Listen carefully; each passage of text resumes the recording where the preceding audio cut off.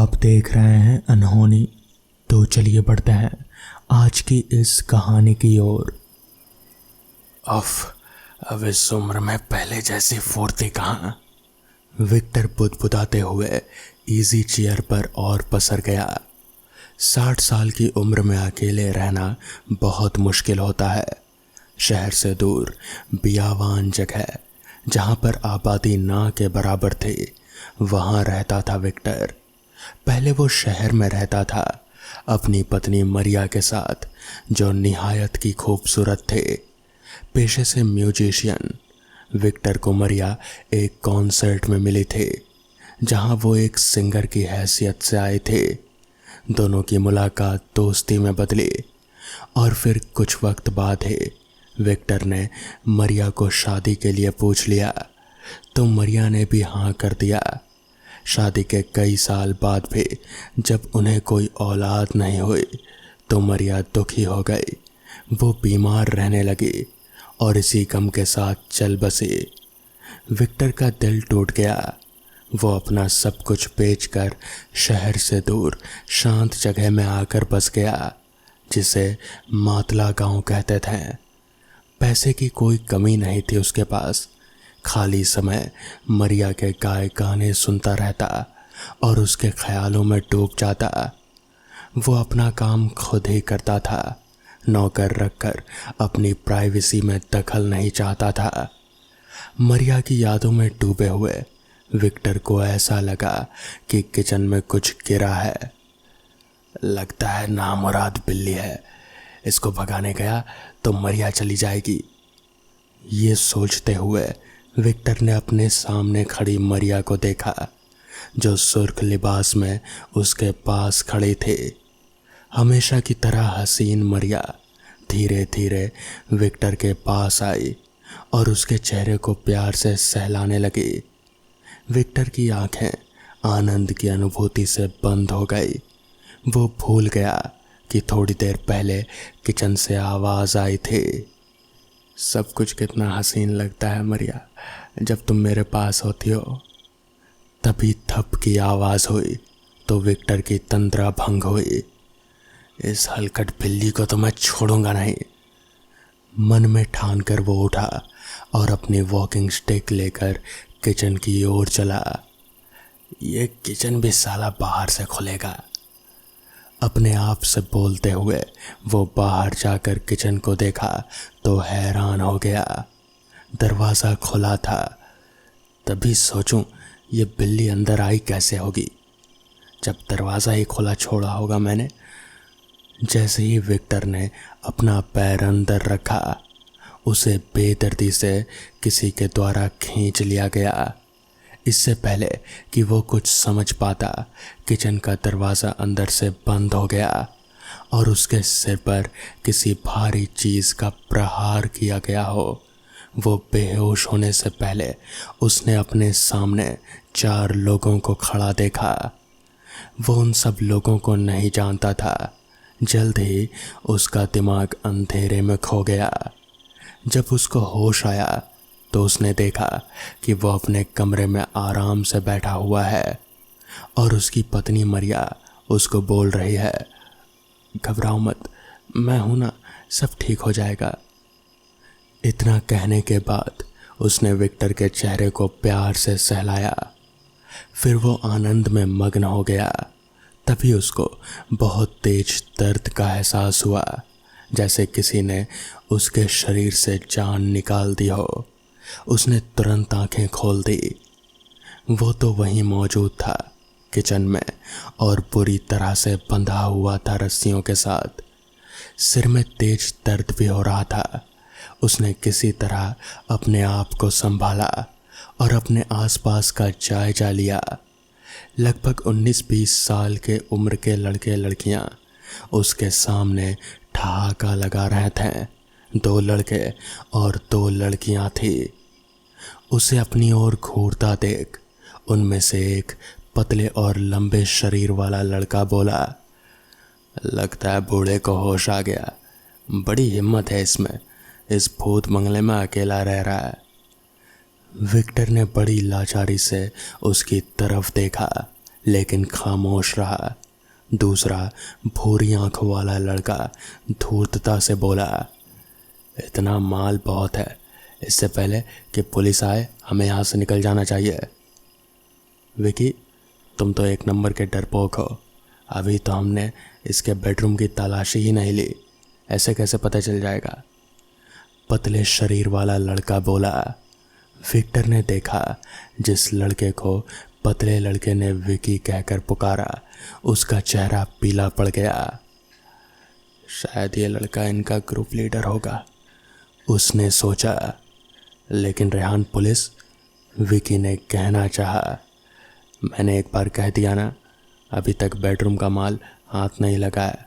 जूली, तुम भी इसके साथ में जाओ, मैं इस बूढ़े को देखता हूँ, उसने चिढ़कर कहा। विकी और जूली चले गए। पीछे रह गए रेहान और निकी। विक्टर ने सूखे होठों पर जुबान फिराई। किचन का हाल बहुत ख़राब हो चुका था। चुराई हुई चीज़ों के ढेर की शक्ल में वहाँ फेंका हुआ था। ये लड़कियाँ इतनी सुंदर है, पर फिर भी इस तरह से चोरी कर रही हैं। शायद इनकी कोई मजबूरी रही होगी। विक्टर का मन उन्हें मासूम मान रहा था। उसकी नज़र निकी से टकराई तो वो उसके पास आकर बोली, अंकल, आपको दर्द तो नहीं हो रहा ना? विक्टर की नज़र अपने हाथों पर गई। कसी रस्सियों की वजह से उसकी चमड़ी में कसाव पैदा हो रहा था, जिसकी वजह से उसे दर्द हो रहा था। हाँ, बहुत दर्द हो रहा है, प्लीज़ खोल दो मुझे। तुम्हें जो लेना है ले जाओ, बस मुझे छोड़ दो। विक्टर ने याचना की तो निकी उसके हाथों को खोलने लगी। रेहान चिल्लाते हुए बोला, पागल हो गई हो क्या? इसे खोल क्यों रही हो? निकी रुक गई। इस बूढ़े की तो मैं भी जान ही निकाल देता हूँ, झंझट ही खत्म कर देता हूँ। रेहान कुर्रा कर आगे बढ़ा। विक्टर सहम गया। निकी गिड़गिड़ाने लगी, नहीं नहीं, इसको मत मारो, मुझे खून खराबा नहीं चाहिए, प्लीज़। ठीक है, तुम कहती हो तो मान लेता हूँ, लेकिन तभी एक भयानक चीख के साथ रेहान रुक गया।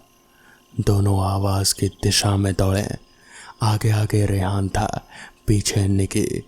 बेडरूम से दौड़ती हुई जूली रेहान से टकरा गई। क्या हुआ, चिल्ला क्यों रही हो? रेहान बोलने के साथ बेडरूम में घुसा तो वो दंग रह गया। सामने का नज़ारा बहुत ही खौफनाक था। विकी की गर्दन मुड़कर पीठ की तरफ ढलकी हुई थी। उसकी मुर्दा आंखों में डर साफ दिख रहा था। रेहान को समझ नहीं आ रहा था कि आखिर ये हुआ कैसे। ये क्या हुआ? विकी को किसने मारा? रेहान की आंखें डर से बाहर निकलने को थी। मुझे नहीं पता, मैं वॉशरूम ढूंढ रही थी, जब वापस आई तो इसका ये हाल हो गया था। प्लीज़ प्लीज़ यहाँ से चलो, मुझे बहुत डर लग रहा है, जूली ने हकलाते हुए कहा। रेहान इससे पहले कि कुछ कहता, उसके कानों में एक धीमी सी आवाज़ आई, अच्छा हुआ अब हिस्सा कम लोगों में बटेगा। रेहान ने हैरत से इधर उधर देखा, फिर कुर्सित हंसी हंसने लगा। विकी की लाश के पास जाकर उसने उसे सीधा किया और उसकी पैंट की जेबों की तलाशी लेने लगा। उसकी मेहनत असफल नहीं गई, क्योंकि उसके हाथ में एक सुंदर हार चमकने लगा। हार को चुरा कर अपने पास रखने वाला था बेईमान कहीं का। उसने घृणा से मुंह भिचकाया और बाहर निकल गया। जूली उसके पीछे लपकी। अभी वो कुछ दूर जा पाया ही था कि उसके कानों में मधुर आवाज़ गूंजने लगी, एक हिस्सेदार गया, अब भी ज़्यादा है, तुम्हें पूरा मिलना चाहिए, क्योंकि तुम ग्रुप लीडर हो, सोचो मत, छीन लो। रेहान को लगा ये जूली उससे कह रही है। कह तो ठीक ही रही है ये लड़कियाँ, ये लोग तो बस सिर्फ शोर मचा रही हैं। उसने अपनी पैंट में छुपाया हुआ छुरा निकाला और पीछे चलती हुई जूली के पेट में घोंप दिया। ये क्या क्या रेहान? बात पूरी करने से पहले ही वो नीचे गिरकर तड़पने लगी। एक हिचकी के साथ ही उसकी सांसें बंद हो गई।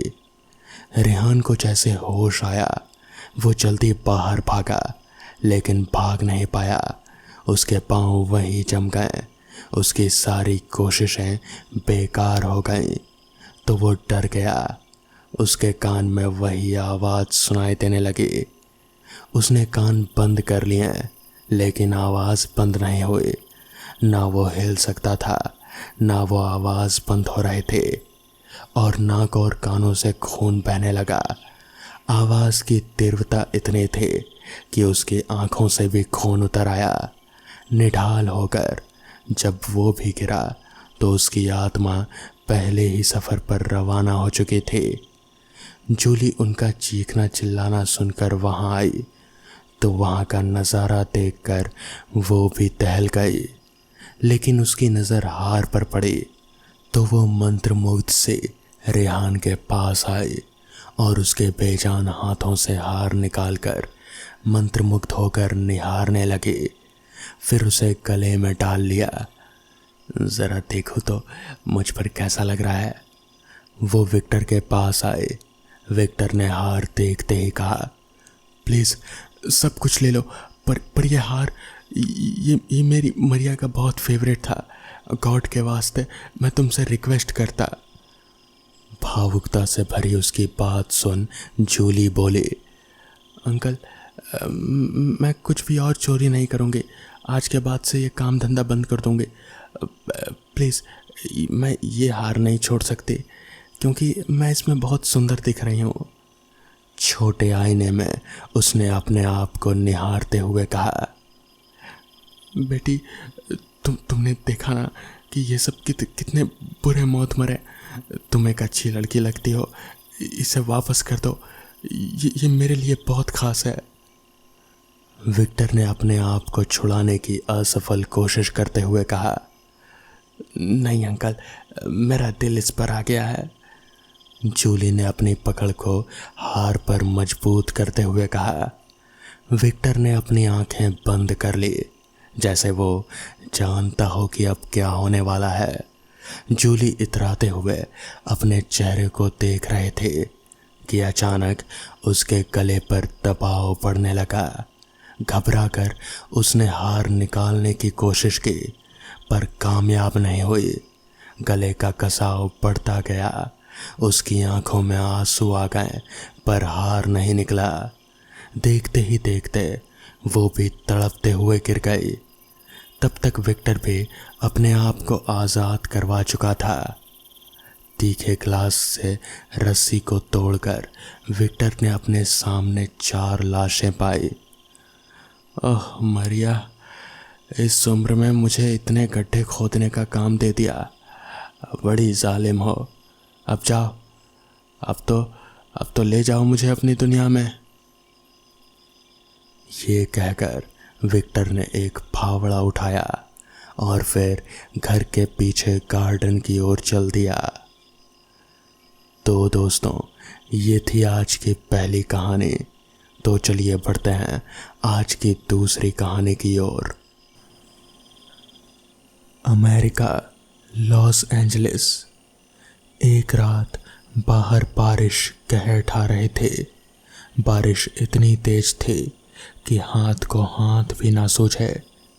नीना इस तेज बारिश में अपने ऑफिस से घर को चली थी।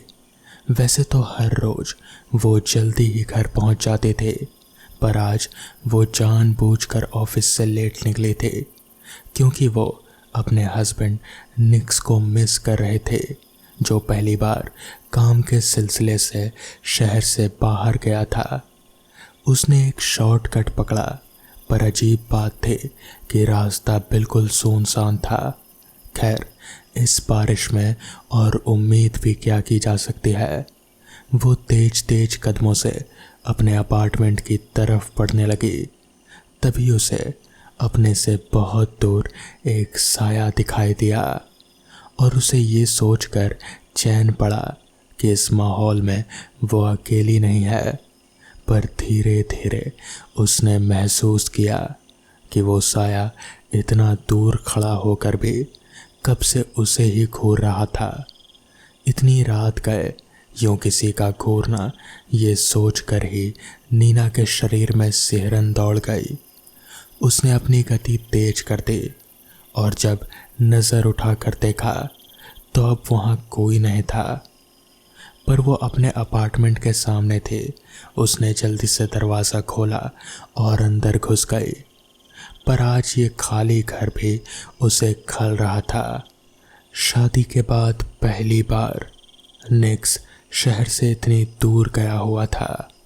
उसने मुस्कुराते हुए बेडरूम की तरफ देखा, जहाँ बेड की तरफ उन दोनों की तस्वीर थी, जिसमें निक्स उसके सिर को चूम रहा था।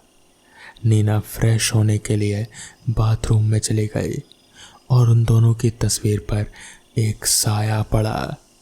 नीना जब सिर पोंछते हुए बाहर आई तभी उसके सामने वो तस्वीर जोर से गिरी और उस पर दरारें आ गई। उसने जल्दी से तस्वीर को उठाया और कोई हादसा समझकर उसे वापस टेबल पर रख दिया। वो आईने के सामने आई और बाथरोब की डीप नेक से झांकते हुए उसे कुछ जख्म घूरने लगे जो उसके सीने पर उभर आए थे। साफ लग रहा था जैसे किसी ने जोर से खरोचा हो। नीना का ध्यान तभी उसके पीछे गया और दो लाल आंखें उसे घूरती हुई दिखी। उन आंखों ने जैसे लावा टपक रहा था। नीना ने जल्दी से पीछे की तरफ देखा, पर वहाँ साए साए करती हवा के अलावा और कुछ नहीं था। बस हवा से पर्दे उड़ रहे थे। नीना ने डाइनिंग टेबल पर प्लेट और चम्मच घुमाते हुए नाश्ता किया और निक्स के कॉल का वेट करने लगी। पर जब काफ़ी देर तक कॉल नहीं आया तो वो उठकर बेड पर चली आई और वो फ़ोन भी नहीं कर सकते थे क्योंकि शायद वो किसी मीटिंग में भी हो सकता था। आधी रात गए उसका फ़ोन बजा और आदतन नीना बड़बड़ाई, निक्स फ़ोन उठाओ। पर निक्स तो वहाँ था ही नहीं। जब काफ़ी देर तक कोई रिस्पॉन्स नहीं मिला तो वो उठे और निक्स की साइड से फ़ोन उठाने लगी, पर उस तरफ कोई लेटा हुआ था। नीना नींद में भूल चुके थे कि आज निक्स उसके साथ नहीं है, फिर उसके पास कौन लेटा है। नीना ने कॉल रिसीव किया। ये निक्स था जिसने प्यारी सी मुस्कान के साथ नीना को हेलो कहा, पर नीना ने कोई जवाब नहीं दिया। उसकी सांसें तो अटक पड़ी थी। वो तो इस ख्याल से सिहर उठे कि कोई उसके बगल में सो रहा है, वो भी तब जब वो अकेली है। उसकी हिम्मत नहीं हुई कि वो मुड़कर एक बार देख ले कि कौन सो रहा है। तभी निक्स बोला, नीना क्या हुआ, तुम्हारी तबीयत तो ठीक है? नीना के मुंह से मुश्किल से बोल फूटे, तुम जल्दी से यहाँ आ जाओ निक्स, मुझे कुछ ठीक नहीं लग रहा, प्लीज़। इस पर निक्स बोला, ओके मैं आ रहा हूँ। इतना कहते ही नीना ने फ़ोन रखा और धीरे धीरे उस तरफ मुड़ी और उसकी दाईं तरफ लगी ड्रेसिंग टेबल का नज़ारा देखकर उसे लगा कि अभी उसका दिल सीना फाड़ कर बाहर निकल आएगा। निक्स की जगह रजाई में कोई सोया हुआ था। उसकी लाल आंखें चमक रहे थे और उसके चेहरे पर एक शैतानी मुस्कान थी। नीना का दिमाग ब्लैंक हो चुका था। उसे चिल्लाना भी नहीं सूझा और चिल्लाती तो भी कौन ही आता। उसने खुद को कड़ा किया और वापस से वैसी ही लेट गई और कसकर आंखें बंद कर ली। पर तभी उसे अपने हाथ पर किसी का स्पर्श महसूस हुआ। वो इस स्पर्श को अच्छे से पहचानते थे। मुझे छोड़ दो जेम्स, मैंने क्या बिगाड़ा है तुम्हारा, प्लीज़ मुझे छोड़ दो। नीना को अपने ऊपर अभी भी किसी का स्पर्श महसूस हो रहा था और तभी उसके कान के पास फुसफुसाहट हुई। मैंने कहा था ना, मैं वापस आऊँगा। नीना जल्दी से बिस्तर से उठी और डर कर कमरे से बाहर की तरफ भागी और रूम को लॉक कर दिया। उसने सबसे पहले घर से भागने का तय किया। वो जल्दी से दौड़ी, पर उससे पहले घर का दरवाज़ा धड़ाम की आवाज़ के साथ बंद हो गया और गेट से लगी नीना को मिरर में एक काला साया दिखाई दिया जिसके सिर से खून टपक रहा था।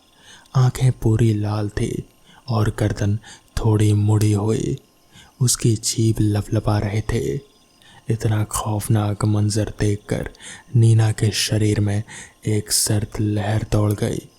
वो कुछ सोच पाती उससे पहले ही उसे लगा कि उसे किसी ने जकड़ लिया है और उसके शरीर के साथ खेलने लगा है।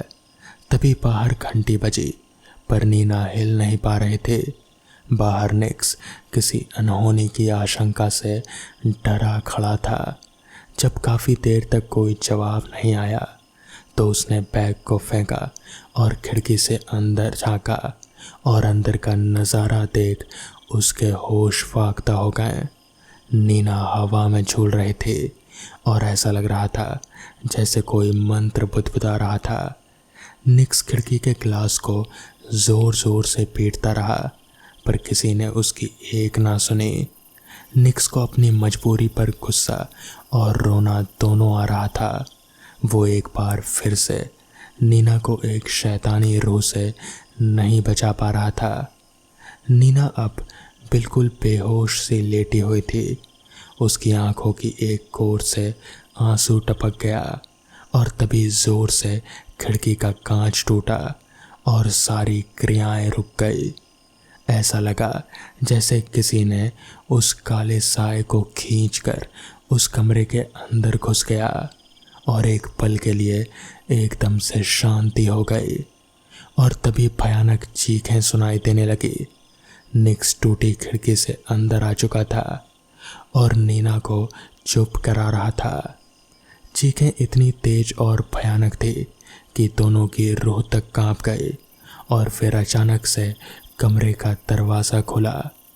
बाथरूम से टप टप की आवाज़ आ रहे थे, जैसे किसी ने नल का इस्तेमाल किया हो।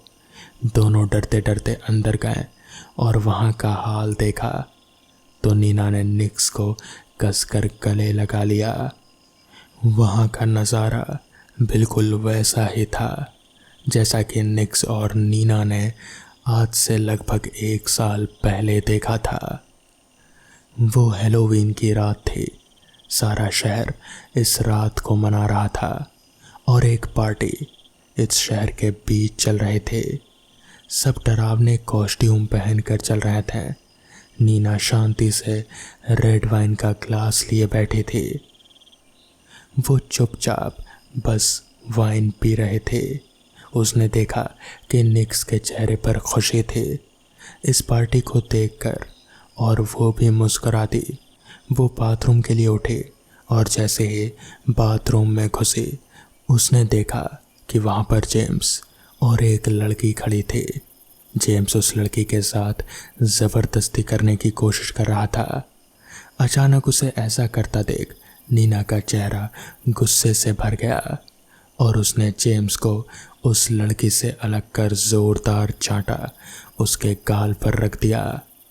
वो लड़की सही हुई। तभी जेम्स ने एक टूटे नल को उठाया और नीना पर वार करता उससे पहले ही वो लड़की उसके सामने आ गई और नीना ने देखा कि उसके सर से खून की एक धारा फूट रही थी और देखते ही देखते उसका मृत शरीर फर्श पर गिर पड़ा। जेम्स भागने को हुआ पर नीना ने बाथरूम का दरवाज़ा बंद कर दिया। उसकी आंखों में अंगारे धधक रहे थे। उसने उसी नल को उठाया और गुस्से में जेम्स के सिर पर दे मारा। जेम्स उससे अपनी जान की भीख मांगता रहा, पर नीना की आंखों में अब सिर्फ गुस्सा था। थोड़ी देर बाद फर्श सिर्फ खून से भरा पड़ा था, जो जेम्स की मौत का गवाह था। पुलिस आई पर 2 लोगों की मौत देखकर सिर्फ यही पता चला कि दोनों एक दूसरे से लड़ें, झगड़ें और फिर इसी लड़ाई में एक दूसरे पर ही वार कर दिया और मौके पर ही दोनों की मौत हो गई। नीना का किसी को पता नहीं चला और मामला रफा दफा हो गया।